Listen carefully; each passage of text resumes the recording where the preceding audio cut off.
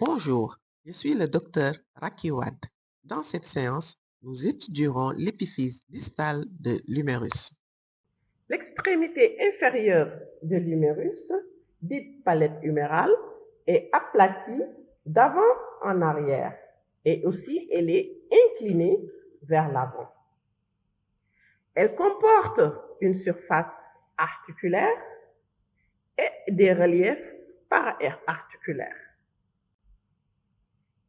Étudions la surface articulaire de l'extrémité distale de l'humérus, encore appelée palette humérale. La surface articulaire se compose de deux éléments, à savoir le capitulum, latéralement, anciennement appelé condyle huméral, et la trochlée, qui est en situation médiale. Toutefois, entre capitulum et trochlée, il existe une zone qui est étroite qu'on appelle la zone capitulo-trochléaire. En ce qui concerne le capitulum, anciennement appelé condyle huméral, il est arrondi en forme de demi-sphère, donc il est semi-sphérique. Il est situé en dehors ou latéralement par rapport à la trochlée qui est ici. Le capitulum regarde en bas et en avant. Il s'articule avec la fossette radiale qu'elle englobe pas totalement, qu'elle n'englobe pas totalement. Elle est surmontée par cette fosse qu'on appelle la fosse radiale. La trochlée est en forme de poulie. Elle est située en dedans ou médialement par rapport au capitulum. Elle est plus large en arrière qu'en avant, donc elle occupe pratiquement la face postérieure de la surface articulaire de cette extrémité distale de l'humérus. La trochlée regarde en avant, en bas et latéralement. Elle répond à l'incisure trochléaire de l'ulna. Elle est asymétrique, malgré qu'elle assure un emboîtement assez stable avec l'incisure trochléaire. Et cette asymétrie explique l'orientation oblique de l'axe du coude, donnant l'angle de valgus physiologique. La trochlée est en forme de poulie, donc qui présente deux joues qui sont séparées par une gorge. La joue médiale est plus large, elle est la plus saillante et descend plus bas que la latérale. Entre capitulum et trochlée, nous avons cette zone qu'on appelle la zone capitulo-trochléaire. Il s'agit d'une petite surface intermédiaire entre le capitulum et la trochlée. Elle est encroûtée de cartilage hyalin et répond au biseau de la tête radiale. Elle participe à l'articulation du type ganglien du coude. Nous avons ici médialement la trochlée qui s'articule, qui s'encastre dans l'incisure trochléaire, qui est là, de l'ulna, l'incisure trochléaire de l'ulna. Donc la trochlée va venir s'encastrer dans cette incisure trochléaire de l'ulna. La tête radiale, à travers la fossette radiale, nous avons ici la fossette radiale, ou cupule radiale, elle va venir s'encastrer ou bien s'articuler avec le capitulum ici latéralement. La zone capitulo-trochléaire reçoit le biseau de la tête radiale. Elle est encroûtée de cartilage et de ce fait contribuent à l'articulation du coude.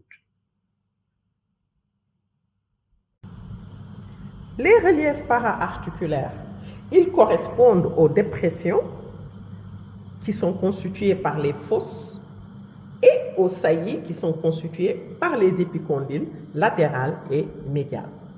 Donc, nous avons ici, pour les reliefs para-articulaires, les fosses.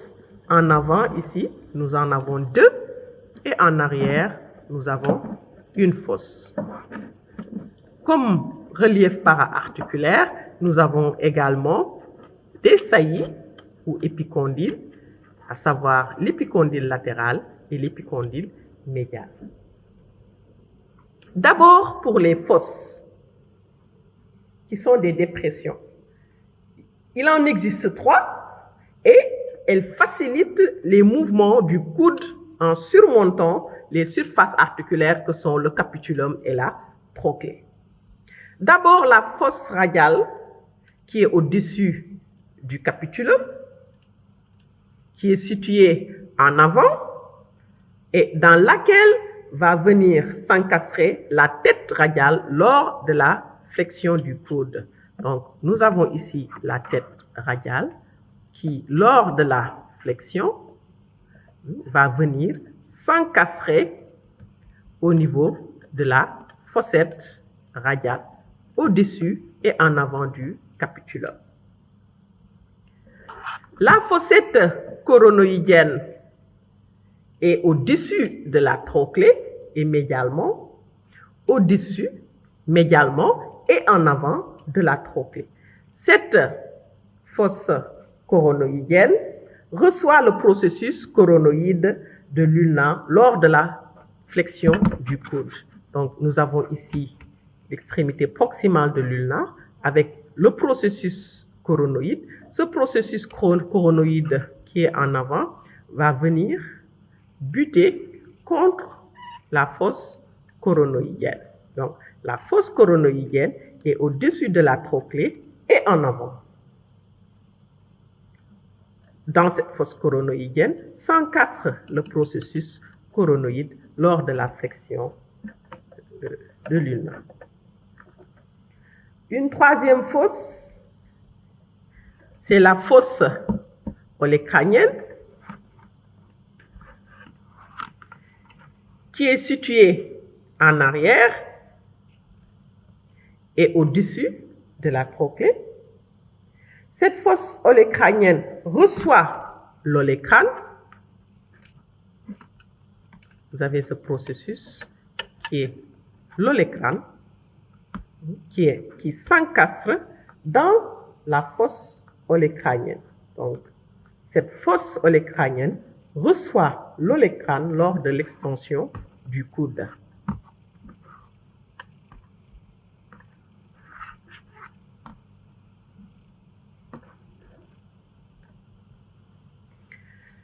Nous avons tout autour de ces fosses, c'est-à-dire tout autour de la fosse radiale, au-dessus et en avant du capitulum, la fosse coronoïdienne au-dessus et en avant de la trochlée, la fosse olecranienne au-dessus et en arrière de la trochlée. La capsule articulaire se fixe sur le pourtour de ces fosses, aussi bien en avant. Donc ici en avant, la capsule articulaire va venir se fixer au pourtour de ces fosses radiales et coronoïdiennes. La capsule articulaire se fixe également sur le pourtour de la fosse olecranienne.